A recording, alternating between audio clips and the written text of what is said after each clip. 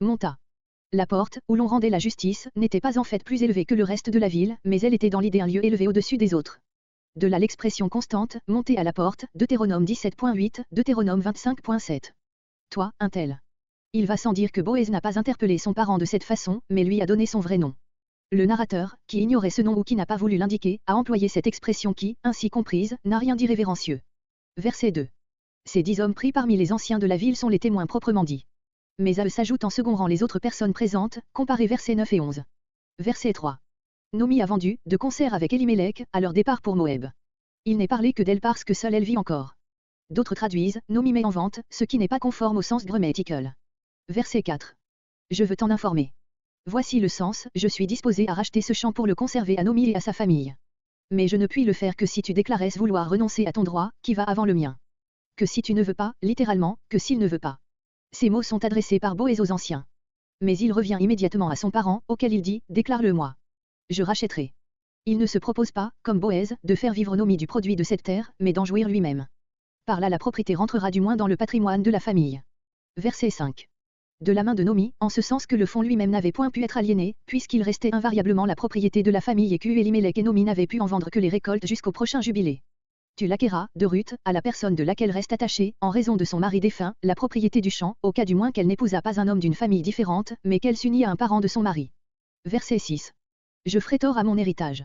En acquérant dans ces conditions, il se serait engagé à rendre le champ au fils qu'il aurait pu avoir de Ruth et il aurait ainsi diminué sa fortune de la valeur de ce champ, ce qu'il ne croyait pas pouvoir faire justement vis-à-vis de ses propres enfants. Verset 7. Et c'était autrefois la coutume. On voit par ces mots que le livre de Ruth a été écrit à une époque beaucoup plus avancée, où cette coutume n'existait plus. Verset 8. Et il ôta son soulier, acte symbolique par lequel il faisait passer à Boaz son droit de rachat et de possession sur le champ de Ruth, Deutéronome 25.9, note. Un usage semblable paraît avoir existé chez les hindous et les anciens germains. Mettre le pied sur une chose, c'est en constater la prise de possession. Ce symbole n'a point le caractère déshonorant qui y est attaché dans Deutéronome 25.5-10, où il s'agit de la veuve d'un frère. Verset 11. Ephrata, le district dans lequel se trouvait Bethléem.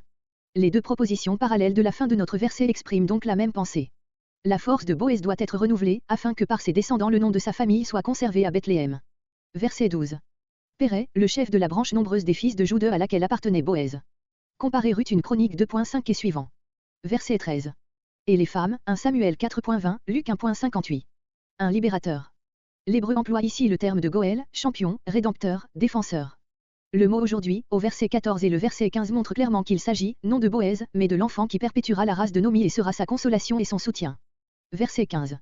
7 fils, 1 Samuel 2.5. Verset 17. Obed, serviteur. Ce nom est en rapport avec les mots précédents, un fils est né à Nomi. Les parents et les voisins aidaient à choisir le nom d'un nouveau-né, Luc 1.59. Ce fut le père d'Isaïe, père de David. Dans cette courte indication qui termine l'histoire de Ruth, l'auteur révèle, nous n'en pouvons douter, la raison pour laquelle il l'a racontée, Ruth était une des ancêtres du plus grand roi d'Israël et il était intéressant pour tout le peuple de savoir comment elle l'était devenue. La généalogie de Pérez qui suit confirme cette manière de voir, qu'elle soit de la main de l'auteur ou un appendice postérieur. Verset 18. Versets 18 à 22. Comparez une chronique 2.5-17. Sur Pérez, voir Genèse 38.29, Genèse 46.12, Nombre 26.20.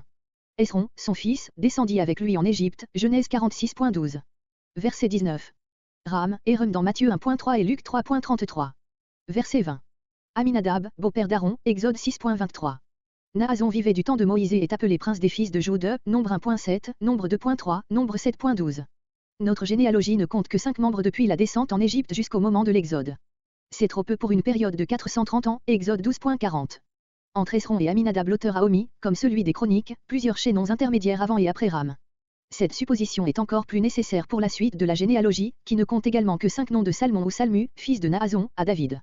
En effet de l'Exode jusqu'à la mort de David, un roi 6.1, on compte 476 ans, qui exige au moins 12 générations. Les noms qui manquent doivent être intercalés entre Salmon et Boaz, car d'après Matthieu 1.5 Salmon vivait, peu après Nahason, contemporain de Moïse, puisqu'il épousa Rahab. On peut admettre qu'entre Boaz et David la généalogie est complète. Il y a un arrangement voulu dans le choix du nombre 10 pour la série des noms depuis Pérez jusqu'à David. Voir les généalogies des chapitres 5 et 11 de Genèse, qui offrent également 10 membres d'Adam à Noé et de Sem à Abraham. C'est à dessein aussi que 5 noms manquent, avant la conquête de Canaan, comme 5 qu'après. On aimait à donner aux généalogies le caractère d'un tout symétriquement arrangé. Voir à ce point de vue Matthieu chapitre 1.